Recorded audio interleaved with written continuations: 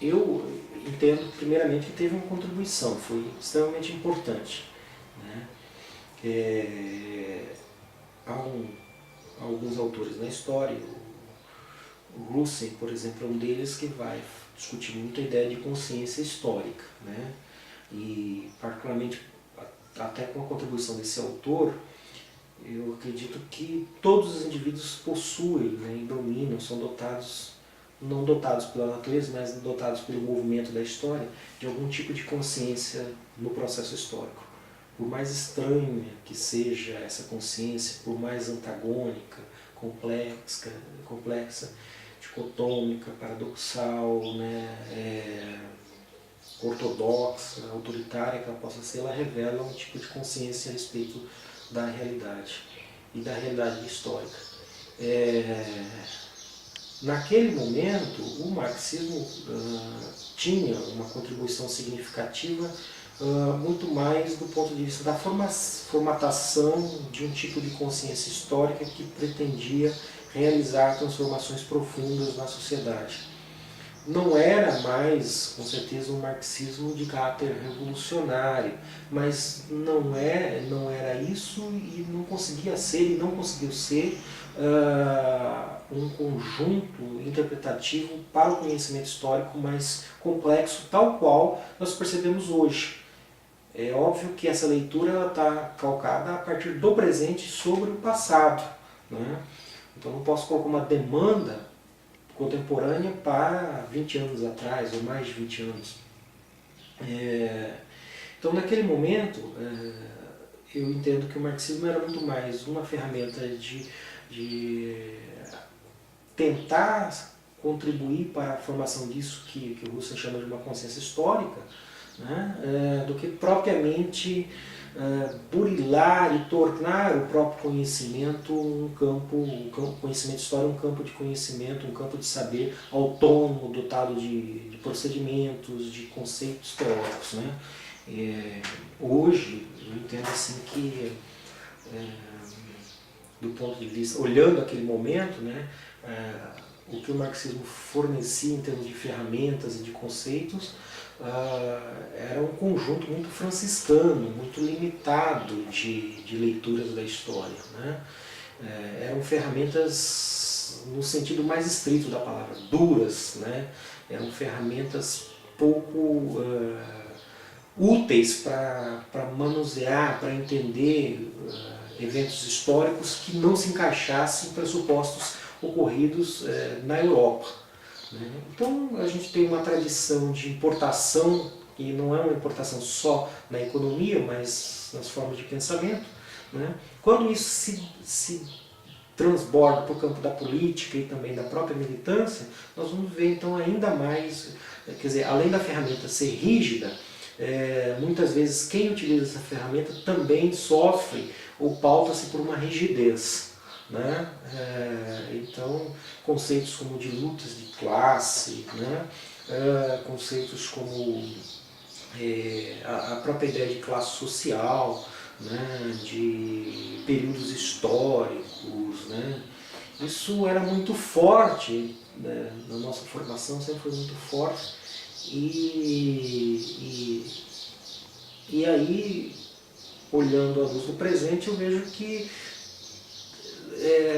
obstaculizou um pouco o contato com reflexões e com ferramentas que vinham sendo desenvolvidas no próprio campo do conhecimento histórico em particular, né? Mas eu entendo que isso foi importante, que isso foi significativo, né? Naquele momento. Hoje isso está muito mais para o campo da memória do que propriamente para a história. Quer dizer, é uma experiência válida, como eu mencionei, mas que não dá para reproduzir, né? Porque senão eu vou estar negando todo o desenvolvimento que o campo histórico passou, inclusive com o apoio desse tipo de leitura, com a contribuição desses entendimentos. Então, talvez hoje o que tenha ficado do marxismo, e aí é muito impressionista esse meu olhar, né? Para aqueles que ainda contribuem, né? com o marxismo, ou melhor dizendo, né, refazendo essa afirmação, o que ficou mesmo, a partir daqueles colegas que atuam pela lógica do marxismo, é o materialismo histórico, né, que é algo mais elaborado, mais sofisticado, e em algumas vertentes, como a vertente da história social, via Thompson, ou alguns autores como o Hobsbawm, que melhoraram, né? E por insistirem no melhoramento, né, por pouco não foram parar na Sibéria, mandados pelos partidos comunistas, né, sobretudo na Inglaterra. Então, sorte deles que a Inglaterra não tem uma Sibéria, porque eles foram banidos intelectualmente, né? Porque resolveram não serem, ou pelo menos não aplicarem as ferramentas de forma rígida, né? Quer dizer, não optaram por romper o laço teoria e fenômeno, né? E aí as contribuições desses autores foram fundamentais e me parece que ainda são para alguns intelectuais que entendem da relevância e da contribuição do materialismo histórico para a própria história hoje, né? Então, pensar conceitos como comunismo primitivo, coisas que vêm, eu não sei, não tenho nem certeza se isso vem lá de Marx, ou de Lenin, ou de quem quer que seja, mas comunismo primitivo, depois os outros períodos históricos, né, que nos levaria finalmente à sociedade comunista, né, olhando a retrô, olhando um pouco para o passado, se instala numa fantástica obra de ficção, muito bem feita, muito bem construída, né? Porque mobilizou imaginários, mobilizou pessoas em torno disso. Né? No campo político, tudo bem, mas também no campo da história isso é discutível. Então, quando eu imagino que eu, por exemplo, cheguei a acreditar em comunismo primitivo, né? Pensando, olha, as obras de ficção realmente cada vez mais se mostram obras de história, né? E mesmo de ficção política, né? De ficção ideológica, que serviram, e eu acho que serve muito para a gente pensar a consolidação da área de história, né? Eu não posso negar, não seria honesto intelectualmente negar a importância desse período de ficção ideológica, de ficção política no campo da história, né?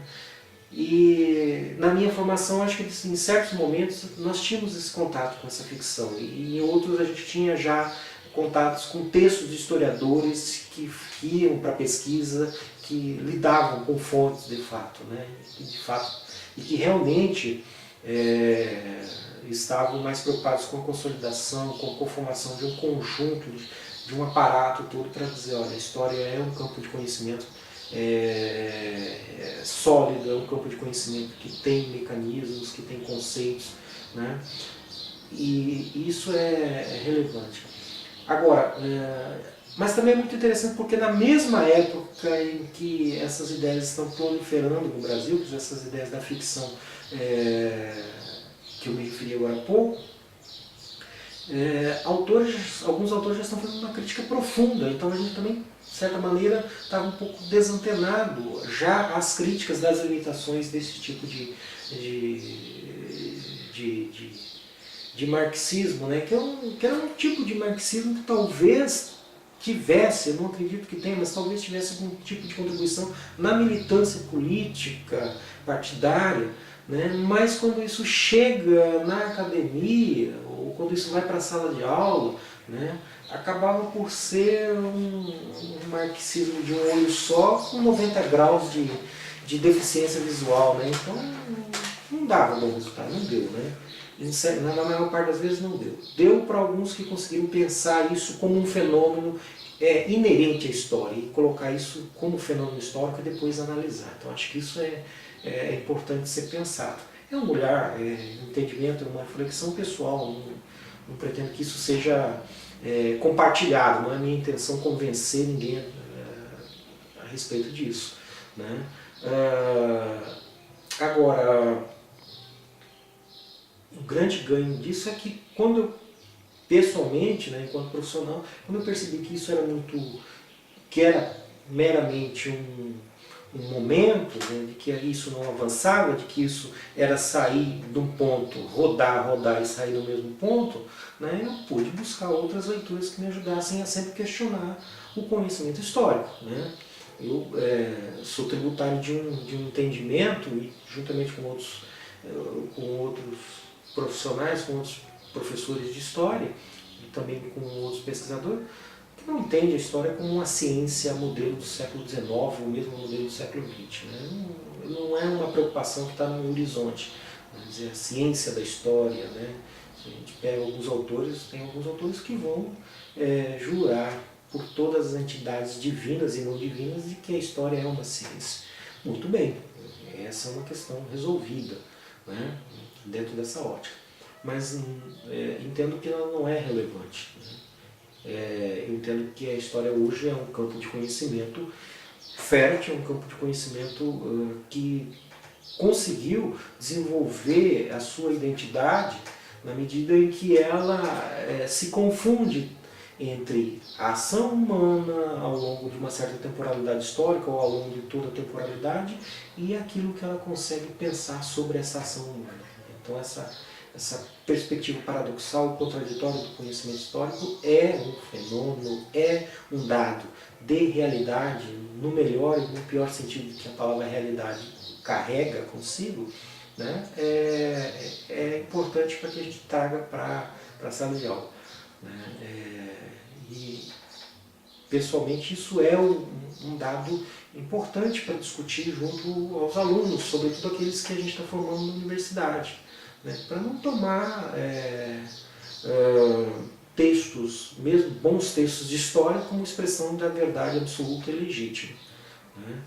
Então, eu tenho que encerrar a verdade no lugar em que ela cabe, né? Que é o lugar em que ela está aprisionada, em que ela está dada, cercada por um conjunto de interesses, por um conjunto de ferramentas, inclusive intelectivas. Né? E aí eu entendo que também essa verdade, né, ou melhor dizendo, esse conhecimento histórico, vai ter que dialogar com essa formação, com as diversas etapas de formação dos profissionais, entre elas aqueles profissionais que lidam apenas de uma perspectiva empírica, né, com outros que tentam dialogar entre a empiria, entre o pragmatismo, entre o estabelecimento de fontes, de acontecimentos e as concepções teóricas, né? E entre aqueles que também acreditam que a história é um procedimento, é um conjunto de procedimentos que tem um caráter em si, né? Como se fosse natural, que ela tem uma função existencial, né? Coisa que eu não penso, que eu não concordo. Né? Acho que ela, se for pensar em termos de finalidades, ela tem muitas finalidades.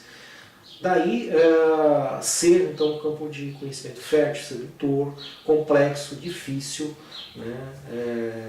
Pouco afeita às regras fechadas, né? Pouco afeita às circularidades, pouco afeita a afirmações impositivas, a afirmações definitivas.